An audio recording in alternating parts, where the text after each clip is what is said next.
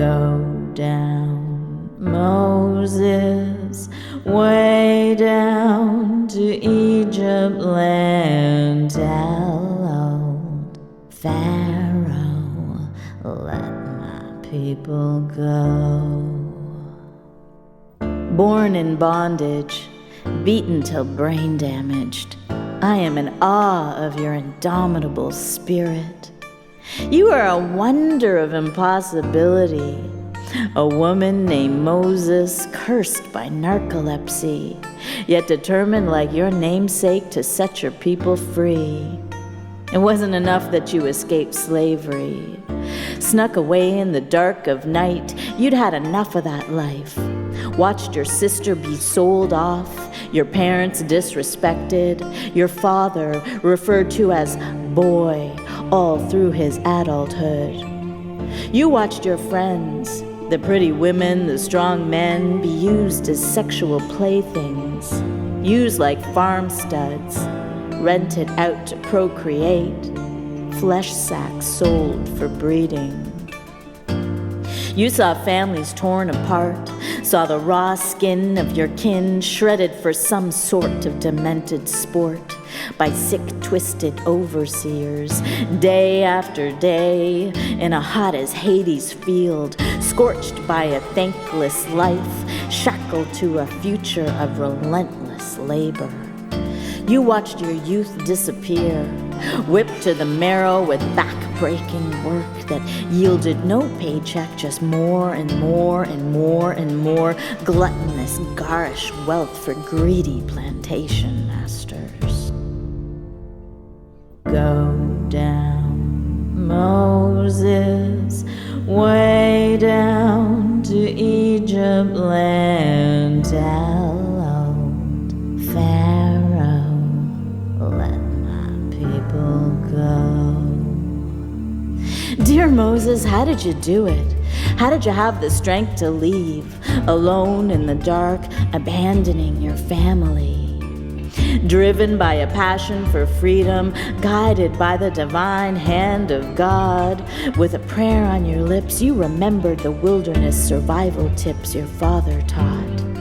Tree moss on bark faced towards the north, a velvet green light pointing towards your Canaan, your promised land, your refuge from the wicked grip of hatred, your escape from the Confederate flags in the land of cotton and cotillions. You ran away from that demon-infested land of your birth, where the shred flesh of your kin became a kind of warped, wicked fertilizer, spread thick on the rich soil of the financially lucrative crops that built the Old South up from the land of swamps and dust. A miracle that you were able to get yourself to safety again and again and again and again and again. You paid a hefty price for your defiance, outwitting your hunters who smacked $1,000 reward on your head. Your picture in every post office, a fortune offered to anyone who could capture you, alive or dead. Go down, Moses, way down to Egypt land. Tell old Pharaoh, let my people go. Was it your dedication to your spirit-filled mission that motivated the outwitted politicians in Washington to pass the Fugitive Slave Bill into an inhumanly unjust law?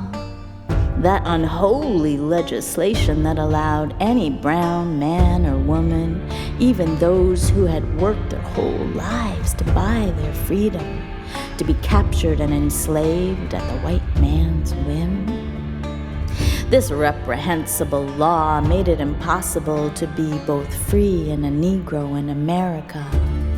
The threat of the whip or the noose always loomed for anyone with the gumption to assume they deserved to be treated as human.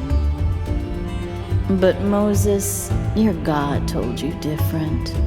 And that righteous guile and guidance drove you on. A wanted woman on foot in the dark of night, protected by Jesus, led by the Holy Spirit. You were a miracle in action. With unimaginable courage, you returned to the South again and again until you had led 3,000 of your brothers and sisters into freedom.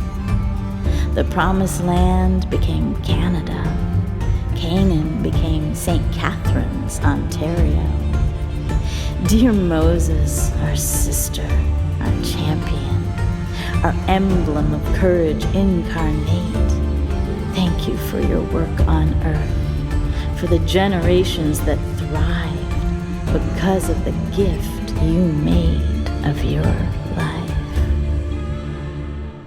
Go down, Moses, way down to Egypt land.